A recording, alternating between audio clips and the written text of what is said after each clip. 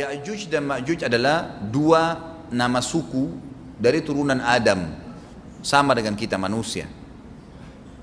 Nabi SAW sebutkan ciri-ciri mereka. Mata mereka sobekannya kecil sehingga mata mereka kelihatan seperti sipit, tapi bola matanya besar. Mereka memiliki rambut yang keriting dan mereka memiliki poster yang umumnya seperti poster manusia. Hanya saja mereka ini memang menjadi fitnah, tanda-tanda hari kiamat. Mereka tidak berbaur dengan manusia yang lain. Salah seorang di antara mereka tahu kalau dia akan mati kalau sudah memiliki anak 1000. Tidak ada pengikutnya dari manusia biasa. Pada saat saya pelajari tentang Ya'juj Ma'juj ini tingkat 3 kuliah, kurang lebih waktu itu tahun 96, 97. Dosen saya membuka kitabnya membahas masalahnya, saya sempat tanya sendiri, saya bilang, Syekh, jumlahnya Ya'juj Ma'juj itu berapa banyak? Dia bilang tidak terhitung jumlahnya. Karena ada hadis yang berbunyi mereka akan mendatangi sebuah sungai, kalau tidak salah namanya Sungai Tibria. Sungai itu sekarang ada, besar. Bayangkan sungai ya, airnya banyak mengalir. Kata Nabi SAW, mereka akan mampir dan minum di situ. Mereka semua minum air sungai itu, dan yang terakhir dari mereka datang sudah nggak dapat air. Artinya air sungainya habis diminum. Bayangin berapa banyak jumlahnya tuh. Satu Jakarta aja sekarang kalau minum air sungai Ciliwung nggak habis. Mungkin nggak bakal habis kalau satu Indonesia pun minum. Bayangkan berapa banyak jumlah mereka tuh. Tidak terhitung. Nanti kan kita bacakan ayat-ayatnya tentunya. Banyak sekali ayat berhubungan dengan masalah itu. Tapi yang jelas pada saat itu Nabi SAW mengatakan, Allah berfirman kepada Isa, berkata, wahai Isa, aku akan mengeluarkan hamba-hambaku yang tidak ada seorang pun dari kalian bisa mengalahkannya, termasuk Isa alaihissalam, nggak bisa mengalahkan. Maka selamatkanlah dirimu bersama dengan pengikut-pengikutmu ke Gunung Tur namanya. Gunung Tur ini ada di Palestina. Ya. Ini rata-rata nanti hari kiamat ini di Syam, banyak negeri Syam kita. Gitu kan? Maka Nabi Isa pun alaihissalam menyelamatkan diri dengan pengikutnya ke Gunung Tur yang diikuti sama orang-orang yang beriman. Lalu tentu yang bisa ikut yang terjangkau pada saat itu, karena dunia sangat luas. Maka yang tidak sempat ikut dengan Nabi Isa alaihissalam, mereka dibunuh oleh Ya'juj Ma'juj. Allah subhanahu wa ta'ala memberikan ciri khas mereka, artinya cirinya mereka ini, mereka dihimpit di sebuah gunung. Di surah Al-Kahfi dijelaskan oleh Dzulkarnain. Dzulkarnain khilaf antara ahli sejarah mengatakan dia nabi atau dia orang saleh. Tapi Allahu alam, saya cenderung dengan pendapat yang mengatakan dia adalah seorang nabi. Karena Allah SWT angkat ceritanya dalam Al-Quran. Dan Allah berikan dia banyak mukjizat. Di antaranya mukjizatnya adalah menahan Ya'juj Ma'juj waktu itu ingin membuat kerusakan. Di zamannya dia dulu. Jadi memang Ya'juj Ma'juj ini ciri khasnya, kata Nabi SAW, mereka memakan apa saja. Batu, kalau hewan-hewan itu kalah jengking sama ular, binatang-binatang buas, harimau, mereka makan semua. Jadi bukan seperti manusia normalnya. Mereka membunuh semua yang bukan seperti mereka. Mereka buat kerusakan. Sampai-sampai kata Nabi SAW tidak ada yang bisa mengalahkan mereka dan jumlah mereka sangat banyak. Salah seorang di antara mereka tahu dia akan mati kalau sudah punya 1000 anak. Dan tidak menikah dengan umumnya orang. 2 suku ini saja. Kata Nabi SAW dalam hadis Bukhari, kecelakaanlah bagi orang-orang yang ada di Jazirah Arab. Kemungkinan besar makna ini adalah tempat mereka dekat dengan Jazirah Arab. Sebagian ada satu syekh dari Mesir, sekarang ada bukunya sama saya dan sudah terjemahan bahasa Indonesia, judulnya Ya'juj Ma'juj. Kalau Bapak Ibu mau beli bisa, ada judulnya Ya'juj Ma'juj, tapi saya lupa penerbitnya apa. Itu agak tebal, harganya mungkin sekitar 85.000 atau 100 ribuan lah maksimal. Itu khusus, dan beliau adakan penelitian, saya baca dan memang sangat konkret dan ilmiah. Beliau mendatangkan fakta kalau tempat Ya'juj Ma'juj yang disebutkan dalam Al-Quran itu ada di Cina, tembok Cina. Jadi seperti yang disebutkan dalam Al-Quran, 2 gunung yang disatukan, di antara celah gunung itu ditaruh tembaga-tembaga.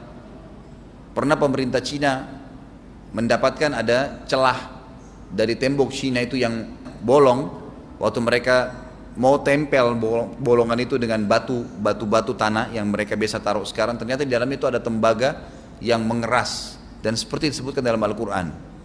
di mana ya Zulkarnain mempertemukan antara besi-besi yang ditumpuk lalu dipanasi, dibakar sehingga menjadi meleleh, kemudian disirami lagi dengan timah yang meleleh juga dan dibiarkan kering sehingga menjadi tembok besi. Kata Nabi SAW, kecelakaan bagi orang-orang yang Jazirah Arab karena telah terbuka dari lubangnya Ya'juj Ma'juj sebesar ini. Udah kasih isyarat dengan jari ibu jari sama jari tengahnya. Artinya mereka sudah bisa melihat keluar. Tetapi kata Nabi SAW, setiap hari mereka terus menggali gunung itu, berusaha untuk keluar. Pada saat mereka tiba di malam hari, mereka capek, mereka mengatakan besok kita lanjutin. Mereka bangun besok pagi, gunungnya kembali utuh lagi. Sampai nanti waktu di mana Allah izinkan mereka keluar. Pada saat mereka keluar, maka mereka akan mulai membuat kerusakan. Ada di halaman 82 ya. Al-Anbiya 96 sampai 97 ayatnya. Ingatlah hingga apabila dibukakan tembok Ya'juj Ma'juj, bolong, jebol, dan mereka turun dengan cepat dari gunung-gunung itu, dari seluruh tempat yang tinggi. Kita tahu itu jaraknya berapa ratus kilometer, bahkan mungkin ribuan kalau nggak salah ya. Semuanya itu akan dipenuhi Ya'juj Ma'juj, dan telah dekatlah, kalau sudah terjadi itu, kedatangan janji yang benar, maksudnya hari kebangkitan. Maka tiba-tiba terbelalaklah mata orang-orang kafir. Mereka berkata, aduhai celaka kami, sesungguhnya kami dalam kelalaian tentang ini, bahkan kami adalah orang-orang yang zalim. Kenapa? Karena Ya'juj Ma'juj tidak lihat apakah kafir atau beriman. Mereka tidak butuh, bukan seperti Dajjal ya. Dajjal butuh jadi pengikutnya, oke, aman. Ini enggak, siapa saja ditemuin dibunuh.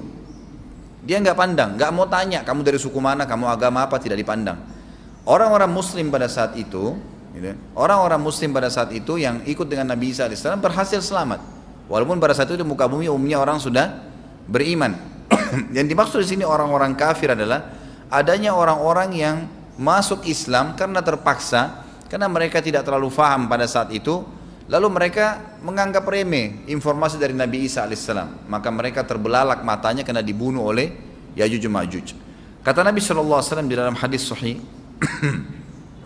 riwayat Imam Bukhari, bahwasanya Ya'juj Ma'juj akan membunuh siapapun yang mereka temui. Bahkan pada saat mereka sudah merasa menguasai bumi, mereka melepaskan anak-anak panah mereka ke langit.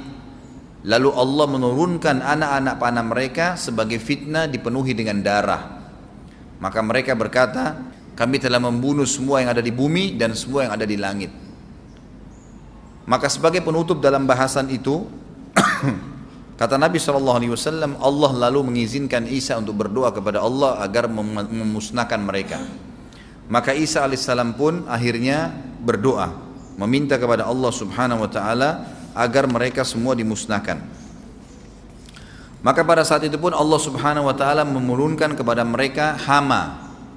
Sebagian hadis menyebutkan serangga kecil seperti cacing, banyak sekali yang menimpa tubuh-tubuh mereka. Setiap orang satu, dan itu membuat mereka mati. Membuat mereka mati, dan mereka mati seketika semuanya. Jadi secara bersamaan semuanya meninggal. Allahu a'lam waktu itu berapa ratus juta jumlah orang Ya'juj Ma'juj pada saat itu, tapi semuanya akan mati. Dan seluruh muka bumi dipenuhi dengan jasad mereka. Setelah itu Nabi Isa AS pun berdoa kepada Allah Subhanahu wa Ta'ala agar menghilangkan jasad-jasad mereka yang baunya sudah luar biasa waktu saat itu disebutkan dalam hadis. Maka Allah Subhanahu wa Ta'ala mengabulkan dan mengutus dari arah barat burung-burung yang lehernya panjang dan pelatuk mulutnya besar, yang memegang setiap jasad Ya'juj diambil, diangkat, setiap orang satu burung.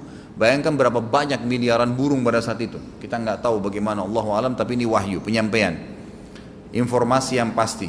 Diambil, kemudian jasad-jasad mereka dilempar ke lautan. Lalu Allah SWT turunkan hujan.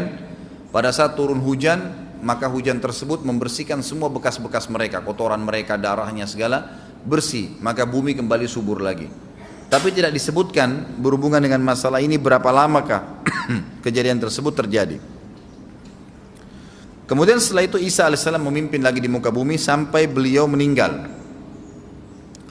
Setelah Isa AS meninggal, kembali lagi sebagian besar manusia berbuat kekufuran. Kembali manusia berbuat kekufuran. Mereka kembali lalai, nggak ada lagi pemimpinnya karena terlalu banyak orang pada saat itu, maka ada yang kufur lagi.